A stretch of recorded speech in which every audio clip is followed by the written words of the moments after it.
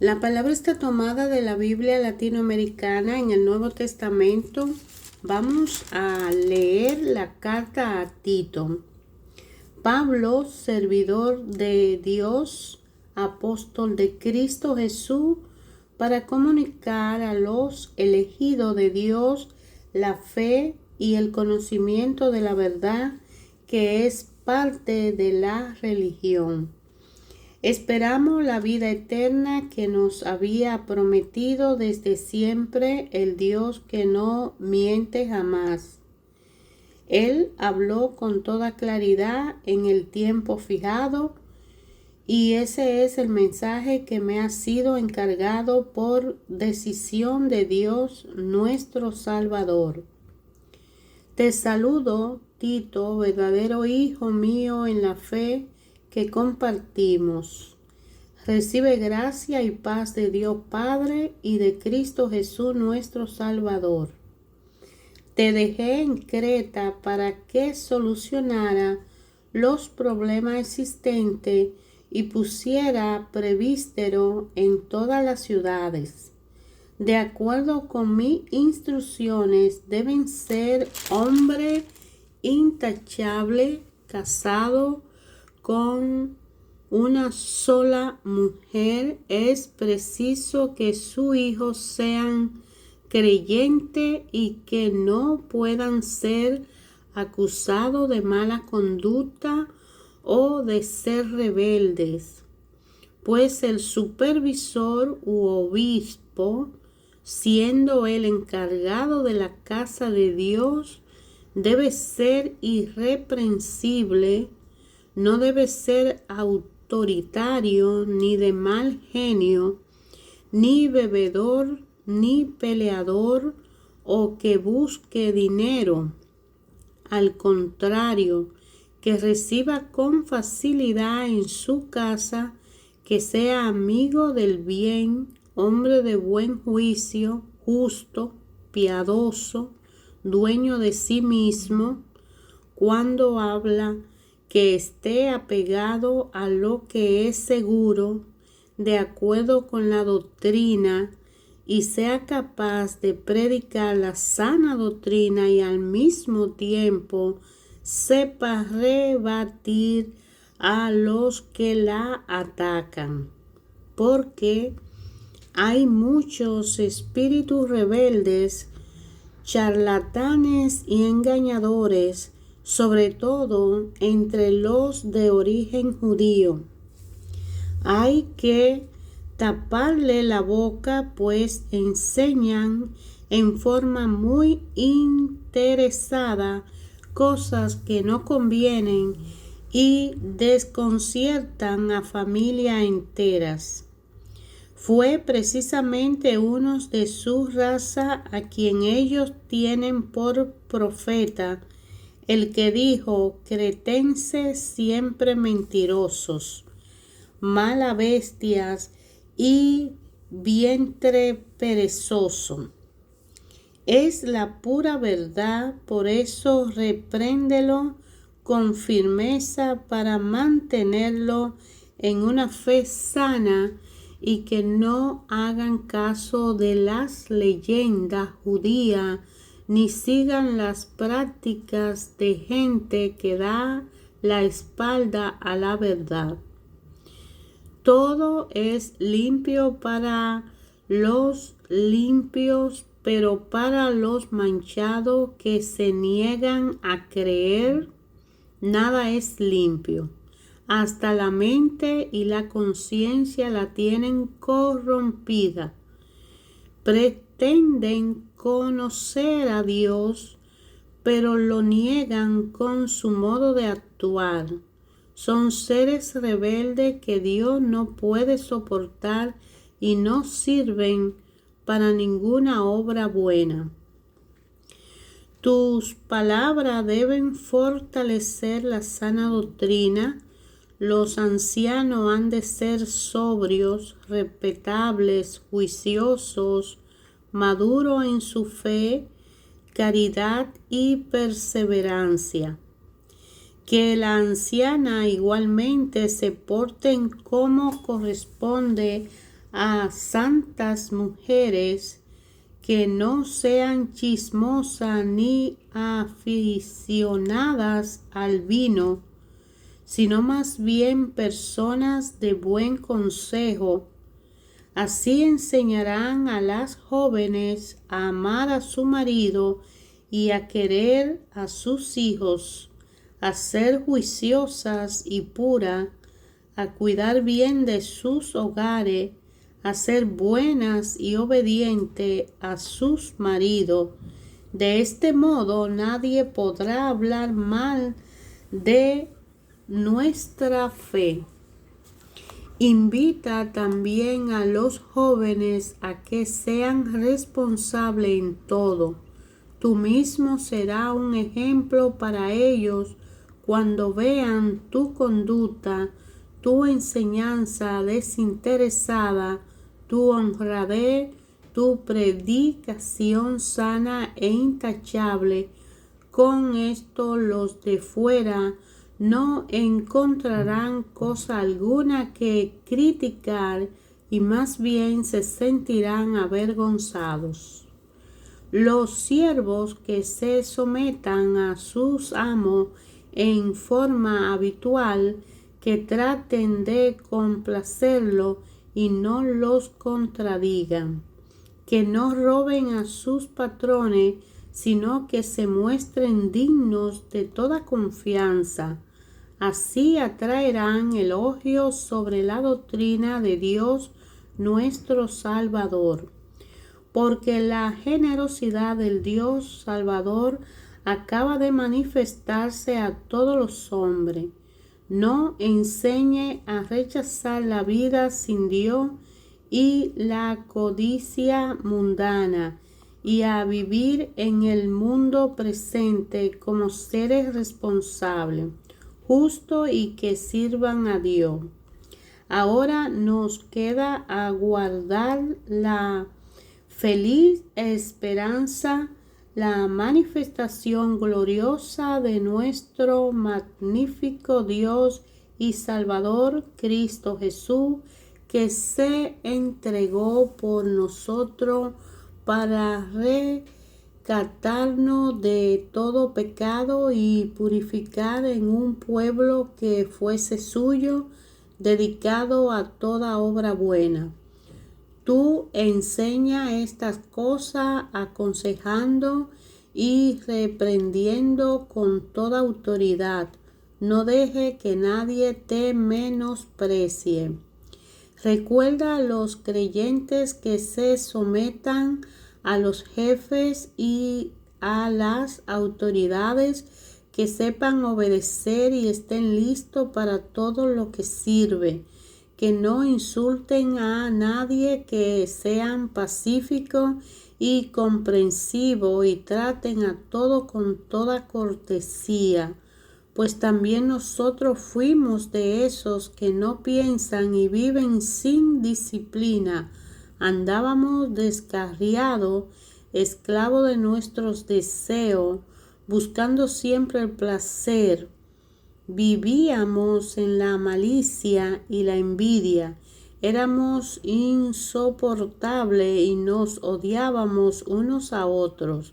Pero se manifestó la bondad de Dios nuestro Salvador, y su amor a los hombres no se fijó en lo bueno que hubiéramos hecho, sino que tuvo misericordia de nosotros y nos salvó. En el bautismo volvimos a nacer y fuimos renovados por el Espíritu Santo, que Dios derramó sobre nosotros por Cristo Jesús nuestro Salvador. Habiendo sido reformados por gracia, esperamos ahora nuestra herencia, la vida eterna. Una cosa es cierta y en ella debe insistir: los que creen en Dios han de destacarse en el bien que puedan hacer. Ahí está lo bueno y lo que realmente aprovecha a la sociedad. Evita, en cambio, las cuestiones tontas, la genealogía, las discusiones y polémica a propósito de la ley no son ni útiles ni importantes. Reprender al que deforma el mensaje, después de 2 advertencias, romperá con él, sabiendo que es un descarriado y culpable que se condena a sí mismo. Cuando te mande a Atenas o a Tíquico, date prisa en venir donde mí a Nicópolis, pues decidí pasar allí el invierno. Toma todas las medidas necesarias para el viaje del abogado Zenas y de Apolos, de modo que nada le falte, y que los nuestros aprendan a moverse apenas se presente alguna necesidad, en vez de quedarse como unos inútiles. Te saludan todos los que están conmigo. Saluda a los que nos aman en la fe. La gracia sea con todos ustedes. Hermanos, la carta a Tito era uno de los ayudantes de Pablo, igual que Timoteo. Estaba oficialmente encargado del servicio del Evangelio y visitaba la iglesia en nombre de apóstol. El comentario de esta carta es breve porque esta carta tiene el mismo origen que las 2 cartas a Timoteo y no se le añaden grandes cosas. En la carta primera de Timoteo y segunda de Timoteo es un llamado a educar y ayudar a mantener el orden y la disciplina en la formación de la evangelización en la iglesia primitiva de las diferentes partes ubicadas en la zona donde le correspondía a Pablo evangelizar.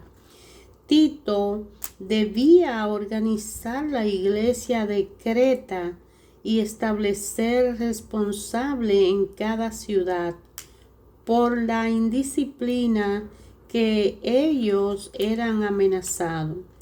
No sabemos si el título de supervisor en griego, episcopo, de donde viene el nombre de obispo, que era lo que Pablo le recomendaba a Tito que eligiera ese tipo de supervisor llamado obispo. Se podía pensar que se debía a una persona ya anciana, porque la palabra griego prevístero habla de madurez, y estaba reservado este cargo para los que efectuaban un trabajo más efectivo en las comunidades. Después de un tiempo ya no hubo más que un solo obispo, responsable de toda la comunidad y superior a los ancianos. Cuando los apóstoles murieron, estos obispos fueron sus sucesores y gobernaron la iglesia con la misma autoridad, por lo menos teóricamente. Los obispos estaban formados por varias comunidades y un anciano obispo superior era el mayordomo de los demás obispos, pero ya después fueron nombrados por no solo comunidades, sino por los grupos.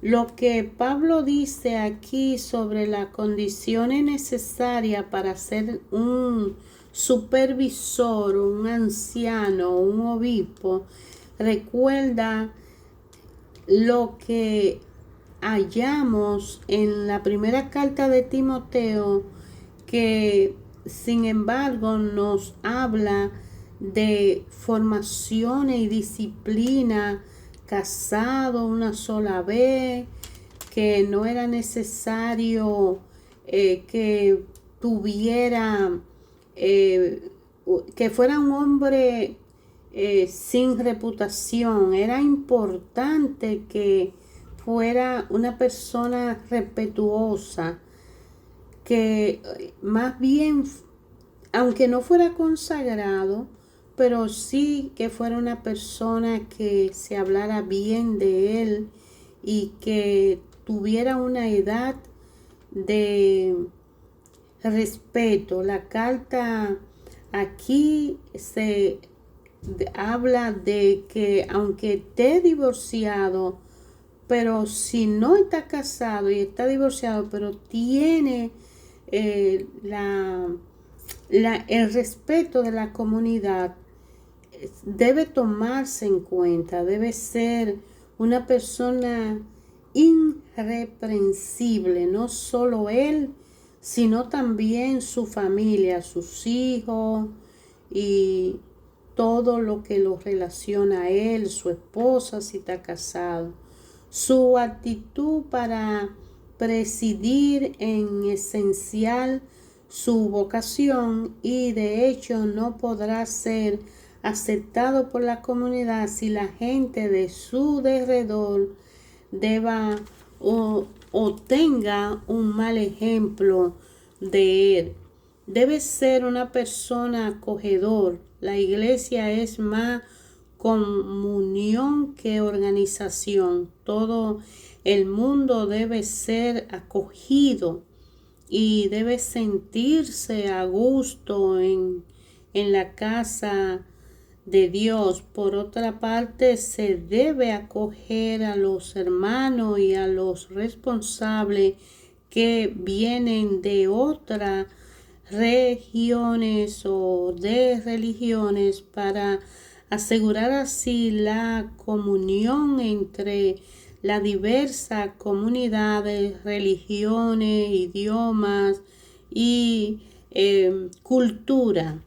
El equilibrio humano de este obispo elegido es pues parte de su vocación. No puede ser un hombre de carácter mal equilibrado, dado al vino, o una persona con poca disciplina, cuyas intervenciones hieran, cuya autoridad ignore las reglas elementales de una sana convivencia y del respeto hacia las personas.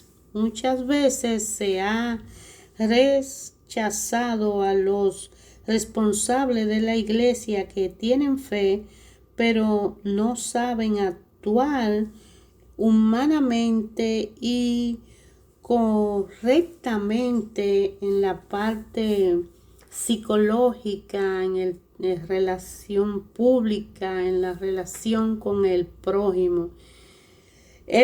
Aquí Pablo le hace una advertencia a Tito contra la vuelta de la religión de la práctica y la abstenencia, la inspirada de una ley judía que intentaba dañar el trabajo de la evangelización y distorsionar o desviar a los creyentes. Entonces hace como un hincapié de tener cuidado con esa práctica y de abstenerse a usar esas formas que ellos le llamaban no apropiadas.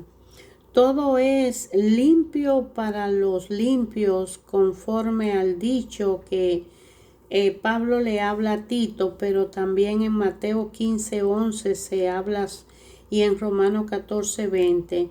Eso no quiere decir que nuestras intenciones, las nuestras, son siempre puras y que la de los demás no, sino justifiquen que nuestros actos, eso sería olvidar que el árbol en realidad tiene muchos frutos y que no se puede justificar uno por el otro.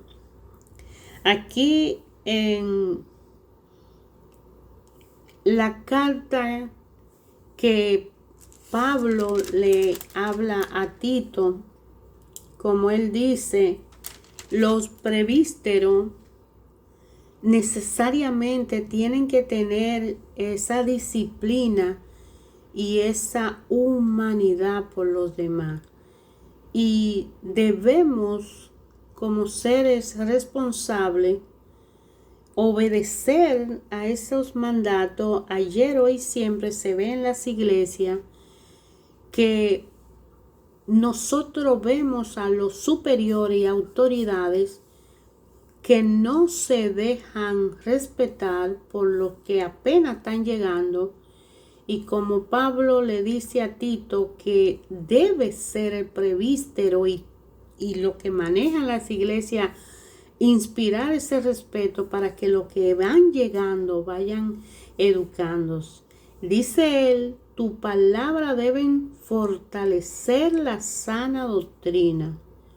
Los ancianos han de ser sobrio, respetable, juicioso, maduro en su fe, caridad y perseverancia.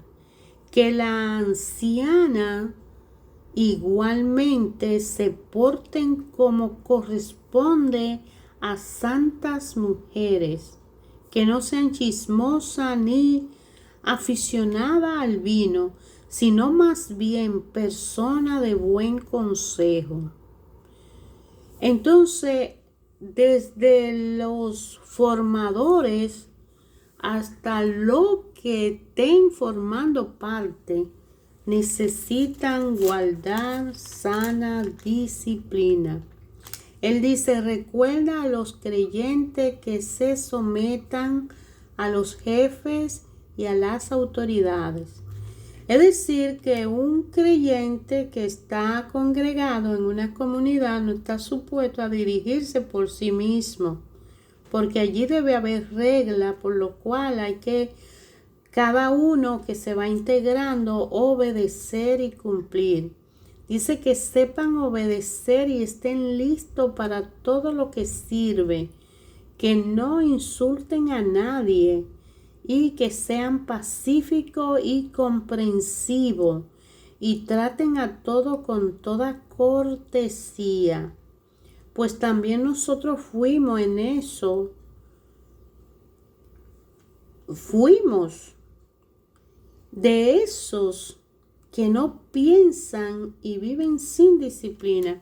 Entonces Pablo aquí, él se une porque cuando no estamos congregados en una comunidad y decidimos congregarnos por la fe en Jesucristo, nacemos de nuevo, somos un hombre nuevo y hay un hombre nuevo naciendo en nosotros que va buscando el conocimiento de la palabra, el orden, guardar las normas, las reglas, los preceptos del Padre, cumplir con todo. Y cuando llegamos a la iglesia, que es un grupo del cuerpo de Cristo reunido en su nombre, nosotros como cuerpo de Cristo debemos fortalecer esa gracia de esa disciplina y obediencia y ser obediente y respetuoso desde la línea de arriba hasta la comunidad y cuerpo de la iglesia, que son los miembros. Como miembros, dar el buen ejemplo. Y entonces encontramos que ayer, hoy y siempre Dios Padre habla a través de su palabra a todos nosotros y a cada uno. Cuando leemos, escudriñamos, analizamos, meditamos y rumiamos sus palabras. Nacemos a un conocimiento, a una verdad, y esa verdad nos hace libre. Y conocemos que Jesucristo es el camino, la verdad y la vida que nos lleva al Padre. entonces andamos parecido a Jesús y queremos ser tal igual a Jesús para en algo nosotros seguir trabajando la perseverancia de conservar la gracia de esa salvación que le costó a Jesús un sacrificio por amor a nosotros gratuitamente, pero muy sufrido. Y ese conocimiento, ese entendimiento nos hace ser un ser decidido a obedecer con humildad y a reconocer. Y nosotros esperamos como miembro o grupo de la iglesia que nuestros pastores, presbíteros, obispos, sacerdotes, guarden esa línea de respeto hacia nosotros como cuerpo de Cristo. Somos todo cuerpo de Cristo. Y entonces, muchas veces Pablo aquí le está diciendo a Tito, nosotros antes fuimos así, descarriados, pero ahora ya no lo somos. Y ahora necesitamos poner ese orden y hay que darse a respetar y hay que vender esta imagen de Cristo a todo el que nos contacte. Que quien te vea a ti, vea a Cristo en ti. Y quien te oiga hablar a Cristo. Pero muchas veces si vamos a un templo y formamos parte de una religión o una comunidad y allí estamos representando a Cristo, pero cuando salimos olvidamos que estamos siendo parte de una comunión con Cristo. Pero el que decide seguirle a Cristo es para siempre y nunca jamás sale de la senda de Cristo, porque cuando la conversión es verdadera, el Cristo que entra dentro de nosotros nos hace una criatura nueva y el hombre viejo ya pasó. Y por eso es que donde quiera que esté, lleva a Cristo, representa a Cristo y el que lo ve, ve a Cristo en él. El que lo oye, oye a Cristo en él. Y el que los contacta, contacta a Cristo en él. Y hace que Cristo sea presente en la vida. La carta a Tito de parte de Pablo, servidor de Dios, apóstol de Cristo Jesús, es para comunicar a los elegidos de Dios la fe y el conocimiento de la verdad que es parte de la religión. Pablo aquí espera la vida eterna que nos había prometido desde siempre el Dios que no miente jamás. Así le habla a Tito. Él habló con toda claridad en el tiempo fijado y está hablando de Jesucristo cuando vino a hablar con los apóstoles en el tiempo de la evangelización, en el tiempo de la selección de los 12 apóstoles. Y Jesucristo es el mensaje que ha sido encargado por decisión de Dios para la salvación del mundo. Ayer, hoy, siempre, Dios Padre habla a través de su palabra en el Antiguo Testamento y en el Nuevo Testamento. Cuando leemos la palabra de Dios, y aquí estamos leyendo las cartas, cuando vamos a los evangelios y leemos los evangelios que son los escritos de la historia vivida de los apóstoles con Jesús, Dios habla a través de ellos. En las cartas de Pablo evangelizador, Dios habla a través de ellos. En el Antiguo Testamento, a través de la historia de los gobernantes y reyes, Dios habla a través de ellos. Y cuantas veces abrimos la Biblia en el día a una diferente palabra, página, capítulo o versículo, Dios habla y habla directo, personal, particularmente a cada uno de nosotros. Hermano, te invito a leer la palabra de Dios, a elegir la Biblia de tu preferencia y a descubrir en tu corazón qué dice la palabra de Dios cuando la medita.